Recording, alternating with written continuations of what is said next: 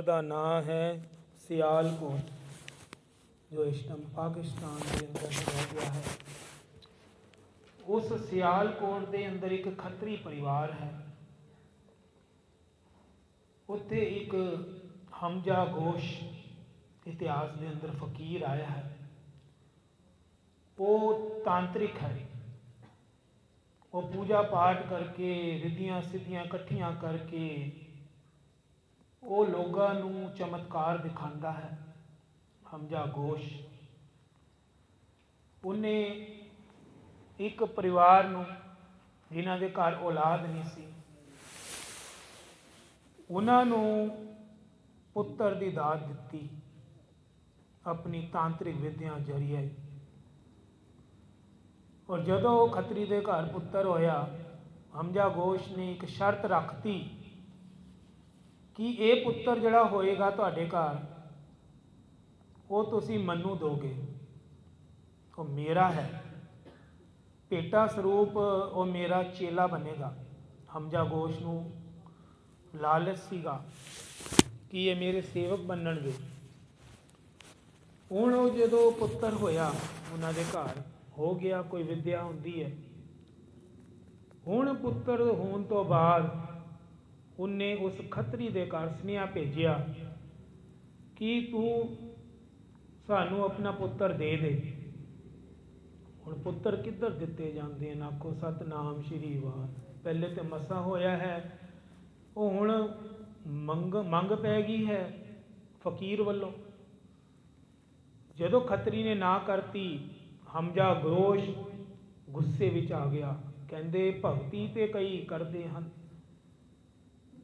ਪਰ ਇੱਕ ਐਸੀ ਡੋਲਣ ਵਾਲੀ ਗੱਲ ਵੀ ਹੈ, ਕ੍ਰੋਧ, ਗੁੱਸਾ, ਜੋ ਭਗਤੀ ਨੂੰ ਡੋਲਦਾ ਹੈ। ਆਖੋ ਸਤਨਾਮ ਸ਼੍ਰੀ ਵਾਹਿਗੁਰੂ।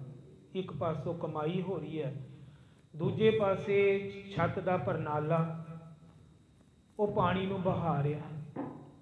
ਮੀਂਹ ਤਾਂ ਪੈ ਰਿਹਾ ਹੈ ਕਿਰਪਾ ਦਾ, ਪਰ ਦੂਜੇ ਪਾਸੋਂ ਵਗ ਰਿਹਾ ਹੈ।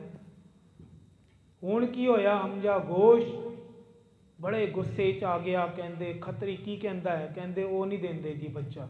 ਉਹਨਾਂ ਦੇ ਚੇਲੇ ਕਹਿੰਦੇ ਮੁੱਕਰ ਗਿਆ ਹੈ। ਕਹਿੰਦਾ ਹੁਣ ਬਸ ਛੱਡਦਾ ਨਹੀਂ ਮੈਂ। ਕਹਿੰਦਾ ਇੰਤਜ਼ਾਮ ਕਰੋ, ਇਸ ਪੂਰੀ ਨਗਰੀ ਨੂੰ ਨਰਕ ਬਣਾਵਾਂਗਾ ਮੈਂ। ਕਹਿੰਦੇ ਪੂਰੇ ਸਿਆਲਕੋਟ ਨੂੰ ਮੈਂ ਗਰਕ ਕਰਾਂਗਾ ਆਪਣੀ ਤਾਂਤਰਿਕ ਸ਼ਕਤੀਆਂ ਦੇ ਨਾਲ। ਹੁਣ ਉਹਨੇ ਵਚਨ ਕੀਤਾ, ਕਹਿੰਦਾ 4 ਚਲੀਏ ਉਹਨੇ ਰੱਖੇ, 4 ਪ੍ਰਕਾਰ ਦੀ ਕਸਮਾਂ ਚੱਕ ਲਈਆਂ। ਹੁਣ ਉਹ ਇੱਕ ਗੋਲ ਜਾਂ ਨਾ ਅੰਡੇ ਨੂੰਮਾ ਬਣਾ ਕੇ ਮੀਨਾਰ ਜੀ, ਉਹ ਜਿਹੜਾ ਬਹਿ ਗਿਆ ਹੈ ਉਸ ਬਿਲਡਿੰਗ ਦੇ ਅੰਦਰ। ਹੁਣ ਕੀ ਹੋਇਆ? ਉਹਦੇ ਅੰਦਰ ਉਹ ਜਿਹੜਾ ਹੰਕਾਰ ਸੀ, ਹਉਮੈ ਸੀ, ਉਹ ਅੱਗੇ ਆ ਗਿਆ ਹੈ। ਚੇਲਿਆਂ ਨੂੰ ਕਹਿਤਾ ਮੈਨੂੰ ਬਿਲਕੁਲ ਡਿਸਟਰਬ ਨਾ ਕਰਨਾ, ਬਾਹਰ ਨਾ ਬੁਲਾਣਾ, ਮੈਂ ਸੂਰਜ ਦੇ ਮੱਥੇ ਨਹੀਂ ਰੱਖਣਾ ਜਦ ਤੱਕ ਮੇਰਾ ਚਲਿਆ ਪੂਰਾ ਨਾ ਹੋ ਜਾਏ ਨਾ। ਇਹ ਜਿਹੜਾ ਅਸਮਾਨ ਤੋਂ ਸੂਰਜ ਨਿਕਲਦਾ ਹੈ, ਮੈਂ ਇਹਦੇ ਵੀ ਦਰਸ਼ਨ ਨਹੀਂ ਕਰਨੇ, ਸੂਰਜ ਦੀ ਧੁੱਪ ਮੇਰੇ ਉੱਪਰ ਨਾ ਪਵੇ। ਅਚਾਨਕ ਹੀ ਸਾਰਾ ਨਗਰ ਡਰ ਗਿਆ ਹੈ ਉਹਦੇ ਗੁੱਸੇ ਨਾਲ। ਉੱਥੇ ਗੁਰੂ ਨਾਨਕ ਦੇਵ ਜੀ ਮਹਾਰਾਜ ਆ ਗਏ ਹਨ। ਆਖੋ ਸਤਨਾਮ ਸ਼੍ਰੀ ਵਾਹਿਗੁਰੂ। ਕਲ ਤਾਰਨ ਗੁਰੂ ਨਾਨਕ, ਰਖਵਾਲਾ ਆ ਜਾਏ ਕਿੰਨੀ ਸ਼ਾਂਤੀ ਪੈਂਦੀ ਹੈ, ਮਨ ਵਿੱਚ ਠੰਡ। ਗੁਰੂ ਨਾਨਕ ਦੇਵ ਜੀ ਬਾਲਾ ਮਰਦਾਨਾ ਨਾਲ ਪਹੁੰਚ ਗਏ ਹਨ ਸਿਆਲਕੋਟ ਦੀ ਧਰਤੀ ਤੇ। ਉੱਥੇ ਇਹ ਜਿਹੜਾ ਵਰਣਨ ਸੁਣਾਇਆ ਹੈ, ਇਹ ਚੱਲਦਾ ਪਿਆ। ਨਗਰ ਵਾਸੀਆਂ ਨੇ ਬੇਨਤੀ ਕੀਤੀ, ਸਤਿਗੁਰੂ ਹਮਜ਼ਾ ਗੋਸ਼ ਨਾਰਾਜ਼ ਹੈ, ਫਕੀਰ ਹੈ, ਉਹ ਇੱਦਾਂ ਕਰਕੇ ਯੁਕਤੀਆਂ ਨਾਲ, ਤਾਂਤਰਿਕ ਵਿਦਿਆ ਨਾਲ ਸਾਰੇ ਨਗਰ ਦਾ ਗਰਕ ਕਰਨਾ ਚਾਹੁੰਦਾ ਹੈ, ਸਾਨੂੰ ਬਚਾ ਲਓ।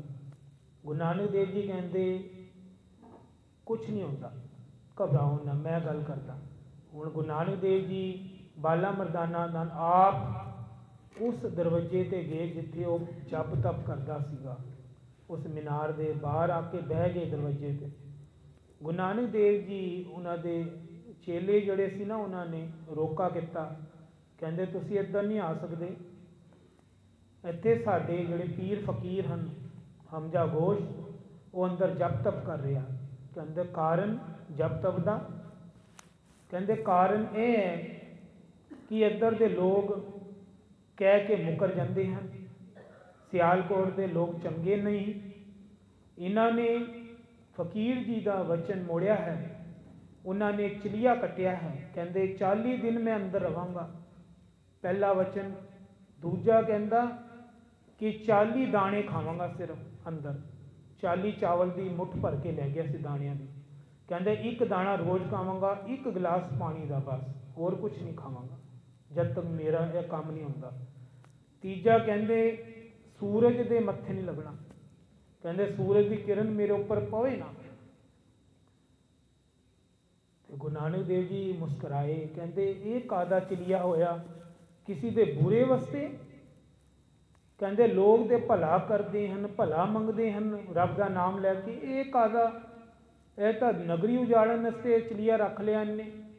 ਇਹ ਤਾਂ ਹੰਕਾਰ ਹੈ, ਇਹ ਤਾਂ ਆਪਣੀ ਸ਼ਕਤੀ ਦਾ ਦੁਰਉਪਯੋਗ ਕਰ ਰਿਹਾ ਹੈ, ਇਹ ਤਾਂ ਆਪਣੀ ਤਾਕਤ ਦਿਖਾ ਰਿਹਾ ਸੰਸਾਰ ਵਿੱਚ। ਗੁਰੂ ਨਾਨਕ ਦੇਵ ਜੀ ਕਹਿੰਦੇ ਮੈਨੂੰ ਮਿਲਵਾਓ। ਉਹ ਕਹਿੰਦੇ ਨਹੀਂ, ਉਹ ਗੁਰੂ ਦਾ ਹੁਕਮ ਨਹੀਂ ਹੈ ਫਕੀਰ ਦਾ। ਗੁਰੂ ਨਾਨਕ ਦੇਵ ਜੀ ਕਹਿੰਦੇ ਚੰਗਾ, ਫਿਰ ਅਸੀਂ ਤਾਂ ਉਹਦਾ ਭਲਾ ਕਰਨ ਆਏ ਸੀ, ਹੁਣ ਦੇਖਦੇ ਹਾਂ। ਗੁਰੂ ਨਾਨਕ ਦੇਵ ਜੀ ਉੱਧਰੋਂ ਚਲੇ ਗਏ ਹਨ। ਹੁਣ ਕੀ ਹੋਇਆ ਹੈ, ਗੁਰੂ ਨਾਨਕ ਦੇਵ ਜੀ ਨੇ ਨਗਰ ਦੇ ਬਾਹਰ ਨਾ ਕੀਰਤਨ ਸ਼ੁਰੂ ਕਰਤਾ ਹੈ। ਕਲਯੁਗ में कीर्तन प्रधाना, ਗੁਰਮੁਖ ਜਪੀਏ ਲਾਏ ਧਿਆਨਾ।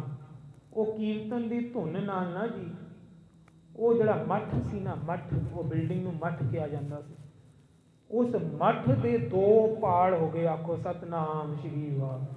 ਉਹ ਜਿਹੜਾ ਸੂਰਜ ਸੀ ਨਾ, ਉਹਦਾ ਚਲੀਆ, ਉਹ ਜਿਹੜੇ ਉਹਨੇ ਕਸਮ ਚੱਕੀ ਸੀ, ਉਹ ਸਿੱਧਾ ਉਹਦੇ ਸੂਰਜ ਦੀ ਕਿਰਨਾਂ ਉਹਦੇ ਉੱਪਰ ਪਈਆਂ, ਜਿਹੜਾ ਅੰਦਰ ਤਪ ਕਰ ਰਿਹਾ ਸੀ ਹਮਜ਼ਾ ਘੋਸ਼। ਉਹ ਡਰ ਗਿਆ, ਗੁੱਸੇ ਵਿੱਚ ਆ ਗਿਆ। ਕਹਿੰਦਾ ਇਹ ਕੀ ਹੋ ਗਿਆ ਹੈ, ਇਹ ਮੇਰਾ ਮੱਠ, ਮੇਰਾ ਚਲੀਆ ਕਿੰਝ ਭੰਗ ਹੋ ਗਿਆ ਹੈ।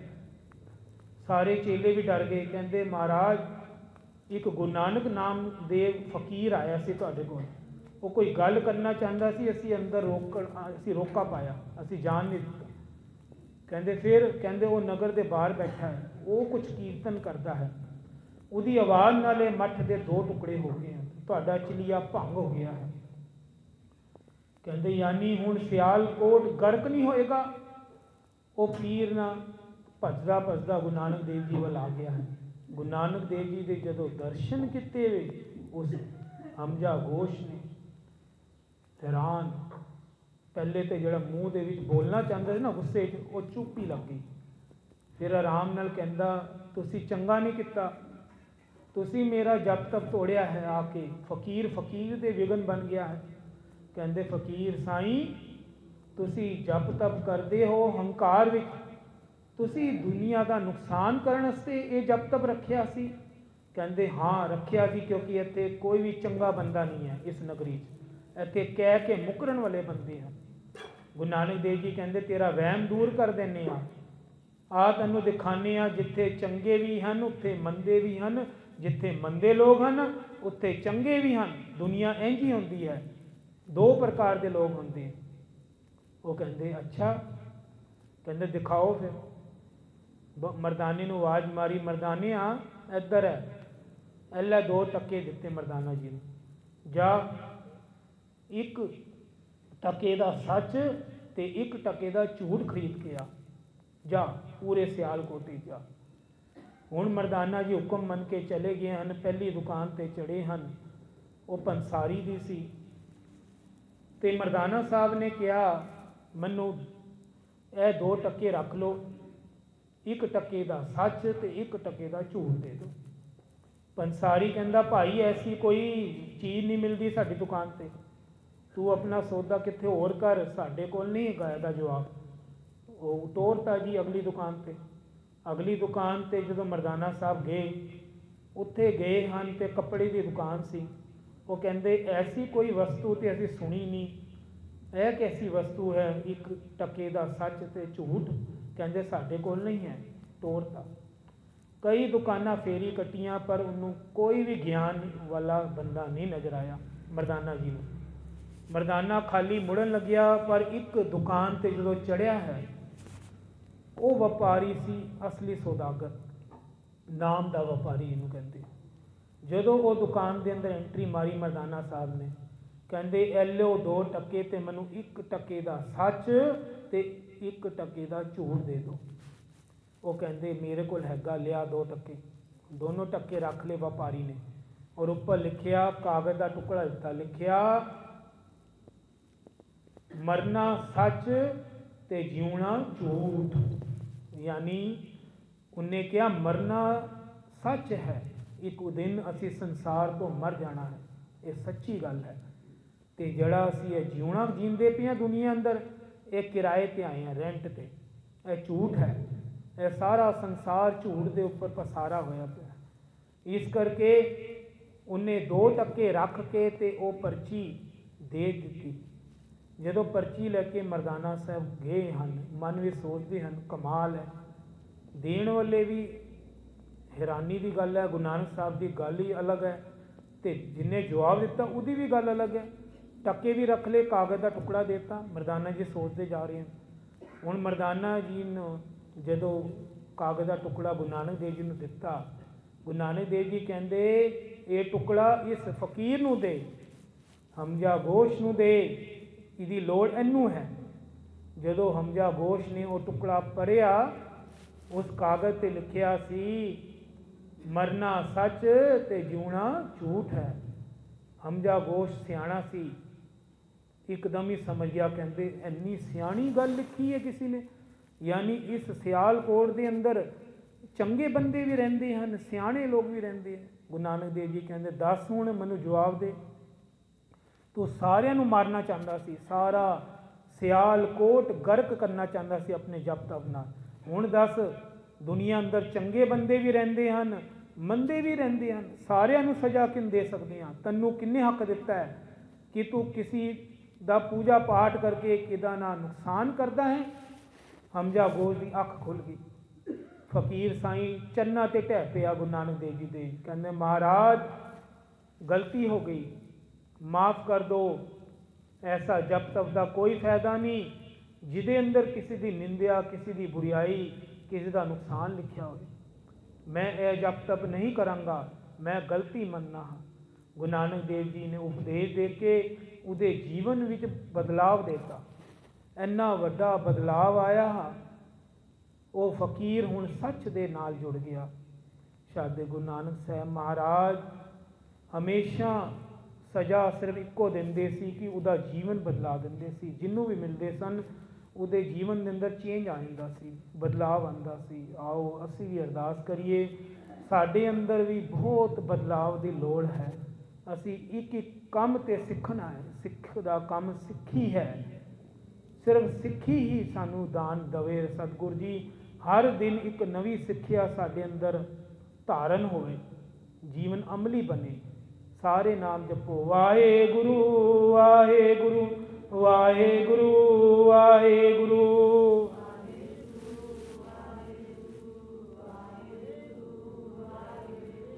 ਵਾਹਿਗੁਰੂ ਵਾਹਿਗੁਰੂ ਵਾਹਿਗੁਰੂ ਵਾਹਿਗੁਰੂ। ਸਾਰੇ ਬੋਲੋ, ਵਾਹਿਗੁਰੂ ਵਾਹਿਗੁਰੂ ਵਾਹਿਗੁਰੂ ਵਾਹਿਗੁਰੂ।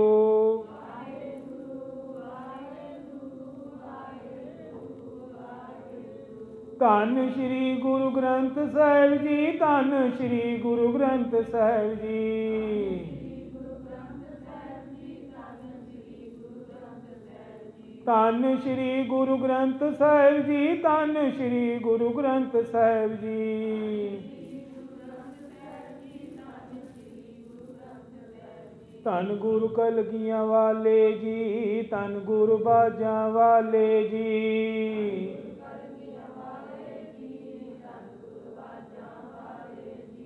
ਕਲਗੀਆਂ ਵਾਲੇ ਬਾਜਾਂ ਵਾਲੇ, ਕਲਗੀਆਂ ਵਾਲੇ ਬਾਜਾਂ ਵਾਲੇ।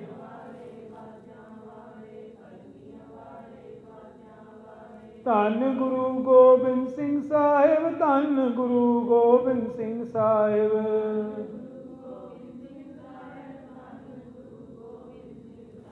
ਧੰਨ ਗੁਰੂ ਨਾਨਕ ਦੇਵ ਜੀ, ਧੰਨ ਗੁਰੂ ਨਾਨਕ ਦੇਵ ਜੀ।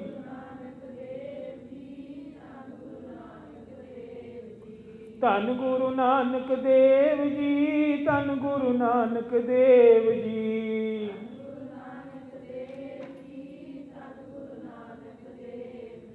ਵਾਹਿਗੁਰੂ ਵਾਹਿਗੁਰੂ ਵਾਹਿਗੁਰੂ ਵਾਹਿਗੁਰੂ।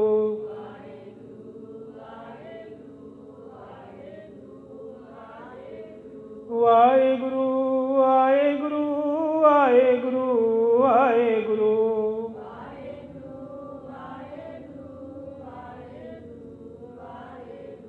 ਵਾਹਿਗੁਰੂ ਵਾਹਿਗੁਰੂ ਵਾਹਿਗੁਰੂ ਵਾਹਿਗੁਰੂ।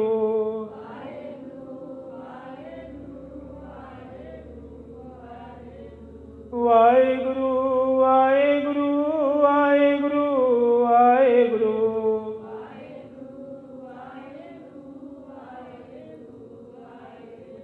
ਵਾਹਿਗੁਰੂ ਵਾਹਿਗੁਰੂ ਵਾਹਿਗੁਰੂ ਵਾਹਿਗੁਰੂ।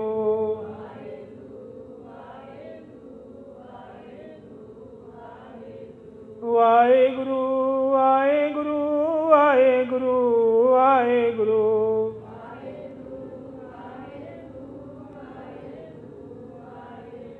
ਵਾਹਿਗੁਰੂ ਵਾਹਿਗੁਰੂ ਵਾਹਿਗੁਰੂ ਵਾਹਿਗੁਰੂ।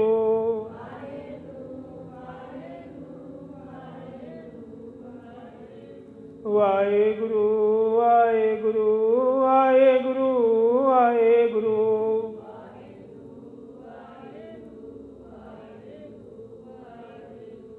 ਵਾਹਿਗੁਰੂ ਜੀ ਕਾ ਖਾਲਸਾ, ਵਾਹਿਗੁਰੂ ਜੀ ਕੀ ਫਤਿਹ।